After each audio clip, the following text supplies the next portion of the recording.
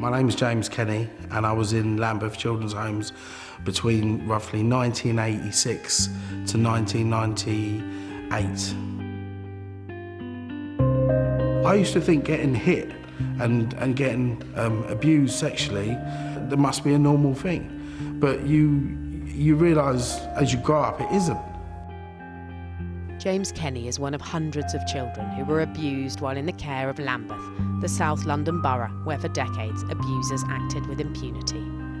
Your whole life in children's homes is just watch your back. That's how it felt every day.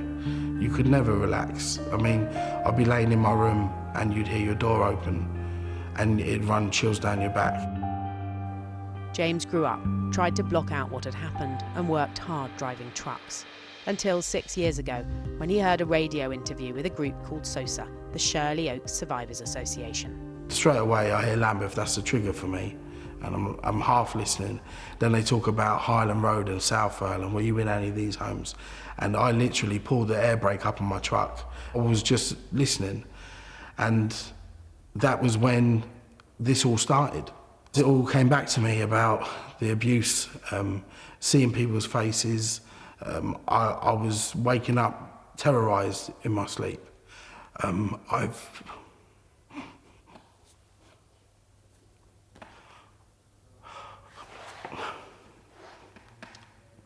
didn't want to cry.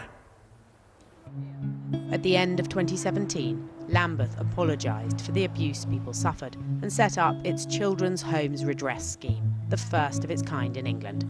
Instead of making survivors relive what happened in court, it's supposed to give them swift and compassionate redress.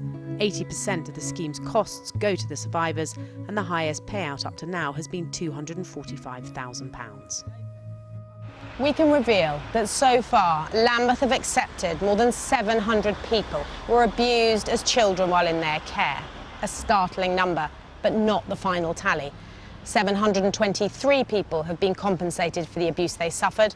620 applications are still open and others may yet come forward. And the council has already spent more than £46 million. How can you offer 10? James turned down the council's first offer, which was then increased. It's compensation for what happened to him at the hands of paedophiles like John Carroll, who was previously sentenced to 10 years for what he did to other Lambeth kids. So it's not about the money. It's about just being told that it's not your fault, because you always blame yourself. When this stuff happens to you, you just think, I must have annoyed him, or I shouldn't have got in his way, or if I'd have stayed in the other room that day. I was put in Lambeth's care at 3 years old. It's likely the redress scheme wouldn't exist without this man. I spent 12 years at Shirley Oaks. Raymond suffered years of violent physical abuse at Shirley Oaks, the now infamous Lambeth Children's Home. He and a colleague, Lucia, are behind SOSA, the group James heard interviewed on the radio.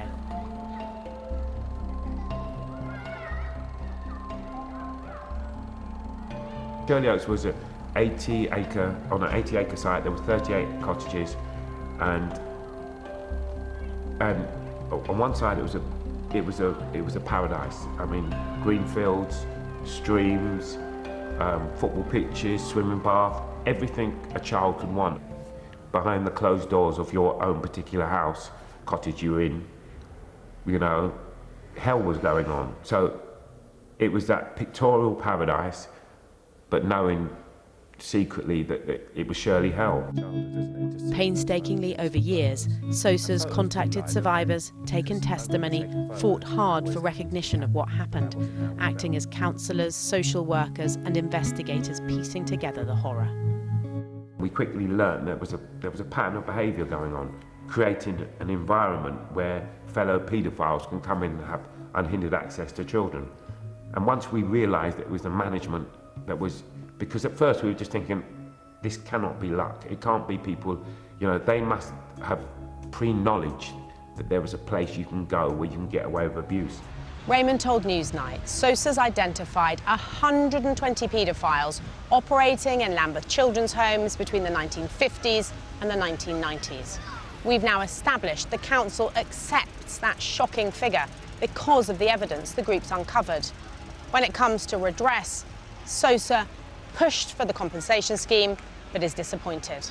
We say they've deliberately dragged it out, make menial offers at first, maybe 30,000, one example, 3 months later, 60,000, and they often go up to 130,000.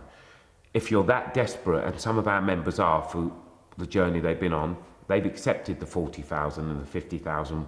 It's horrendous for people to wait 18 months because actually the completion of the journey doesn't happen until they've been recompensed, until they've got their compensation, case closed, received the letter of apology.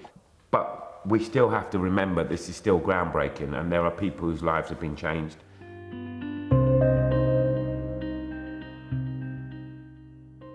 So my name is Hasna Banu. I am a care child from Lambeth Children's Home from the years 1975 to 1980. Hasna attempted suicide 2 years ago. She blames the pressure of the redress process. I had to go through those procedures and start talking about those deep, dark things that only spoken in childhood.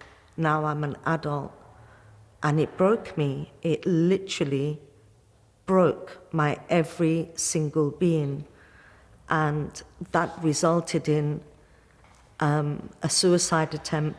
I ended up in a coma for quite a while in the intensive care unit. For decades, Hasna's been haunted by the memories of what happened to her. Within just a few weeks of moving to Shirley Oaks, she woke to see the child in the bed next to her, Dorothy Winter, being raped by a member of staff. He went over to Dorothy's bed and put a pillow over her face, and she was muffling and screaming. I just absolutely froze. Maybe 10-15 minutes later, he was gone. And Dorothy is crying, she's weeping into her pillow. I tried to comfort her. Do you know what's happened to her? Is she someone you still know? She's dead. She killed herself. So sorry. Separated. Hasna too was repeatedly raped. She says both she and Dorothy were also drugged and sexually abused by staff. And exactly the same thing I described with Dorothy is the same thing that happened to me. And what age were you at this time? I must have been about 12 and a half. Nearly 5 decades on, reliving what had happened to her for the redress process brought the experiences back to the surface. I think there may have been a few times they were trying to get me out of my coma. And while I was awakening, I have flashbacks of these even now. I thought that I had been kidnapped by my abusers, and I was screaming, "Please don't rape me, please don't rape me, I will be a good girl." Iranian-born Hasna has been compensated by Lambeth for sexual and racial abuse in their homes. Staff repeatedly used the most offensive language against her. I was called a filthy wog, packy, and said, "Don't worry, we'll get you scrubbed up white." I was literally locked up in this room for most of the day, and I wasn't allowed to integrate with the rest of the children. I'm sure you've recognized the failings of children in care and the physical and sexual abuse that we incurred. I don't think they've actually got to grips with the racial abuse, and that to me is quite important. Despite the council's redress scheme, despite its high-profile public apologies, some survivors say they haven't yet received what they were promised. They thought throwing money at people would mean that's the end of it. That's all they want. They want money. Give them money and they'll go away. But the thing I wanted from them was an apology. And that shows that they were wrong and what happened to you was not normal. You're supposed to get a written or verbal apology from Lambeth after you get paid out. Well, I got paid out in February. I'm still waiting for the apology. The council told Newsnight the pandemic has led to a delay in the apology process. When it comes to compensation, it's not just the living, but the dead who suffered and are entitled to redress. The schemes had 55 applications from the estates of people who died. including Husna's friend, Dorothy Winter, who took her own life. That's the reason why I pursued this. I felt that I owed her that, and I felt that it was important for me to say what had happened to us, to let her voice be heard from the grave. And do you feel her voice is being heard? Yeah, I feel so. Yeah, definitely. Definitely. She had the most incredible singing voice. Oh my God, she could sing. And I would like to think, and I can hear her singing. Yeah, I'm gonna break now. On Monday, the long-running independent inquiry into child sexual abuse will turn its attentions to what happened in Lambeth's homes. Another step, it's hoped, in the long road towards truth and justice. Up to now, only 6 people have ever been convicted.